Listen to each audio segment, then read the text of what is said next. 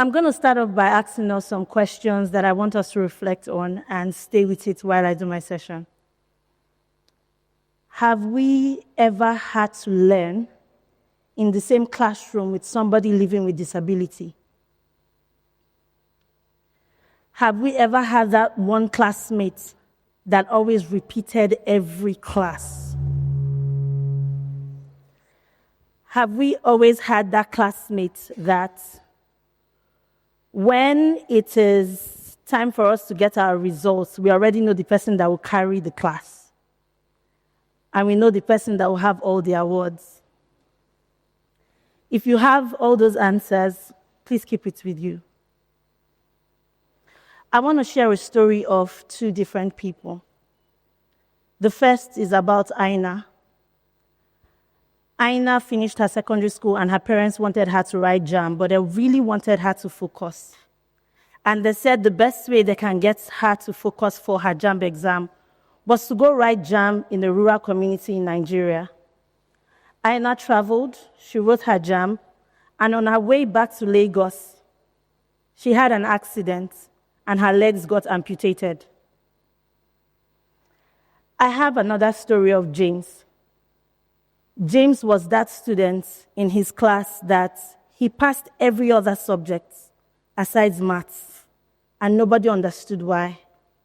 He really wanted to do something in tech, but never saw the way to fit in. In Nigeria, when we talk about education, we talk about the disparities that we face. We talk about rural education. Yes, that's an issue. People have to travel 6 kilometers to get to their school, and we talk about it as access to education. And we forget that there is a part of education that we are also leaving out, and that is learning disabilities. The only thing we get to see and we get to talk about are physical disabilities most times. But at the same time, what are we even doing about them? We have no ramps to give people that use wheelchair access to these buildings. Now, going back to Aina came to write her post-UME, but she had to turn back because she saw that in the school, she had no place. She did not fit in. So that is one dream cut short. Now, for James, he just had to study a course that felt like, let our people go. And his dream of becoming a tech star didn't come to reality. When we talk about education in Nigeria, we're already facing challenges of geographic location. If you're not living in a city or in a space where there are rich people or people of class or high honor in the society, you already stand the chance of losing out on education. And here we are, we talk about education being the greater equalizer, education being that will close the gap and the margin when we talk about poverty and inequality in Nigeria. We also have a problem of identifying people living with disabilities. We only feel like we have to make provision for people living with physical disability, but we also have over 8 learning disabilities that we need to start talking about.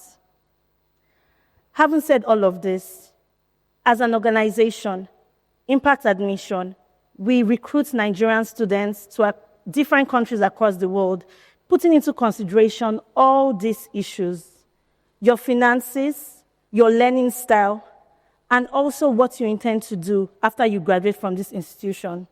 A lot of people think that leaving Nigeria is just for a better life. People also leave because they don't see how they fit into our educational system. Even if you come to my office with a result that has all F, I will start talking to you about your passion. We don't have exams to know what people will become tomorrow. We just have standardized exams to know how they fit into institutions at this time. Currently, Nigeria has changed the curriculum for primary schools and secondary schools, but nobody is yet to champion the movement to say, what about people with learning disabilities? Today, I want to employ us to hold our government accountable when it comes to learning in different institutions in Nigeria. And I'll close this by saying to you that one of the stories I've shared today is my own story. I schooled in Nigeria, and I can tell you for a fact that I spent longer time in secondary school than most people did. I repeated my classes, and I was seen as somebody that will probably not make it in life. And a huge part of me I accepted.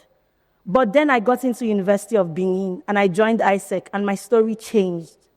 It's an organization that gave me a platform.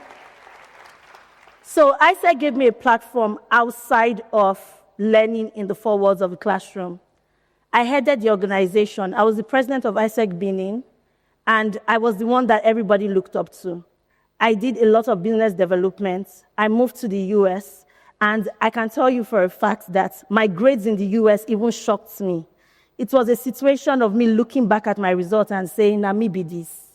Because I never, for once, ever pictured that I will have an A in my life. I was okay just being me. All I wanted to do in University of Benin was to pass and just let my people go. And I can tell you today, I have worked with different nonprofit organizations, raising funds for them, and also sending over 100 students out of Nigeria that feel and see and experience the same problems. So I'm encouraging everybody in this room today, try to advocate for people that have all these issues. And I'll close by saying this to you.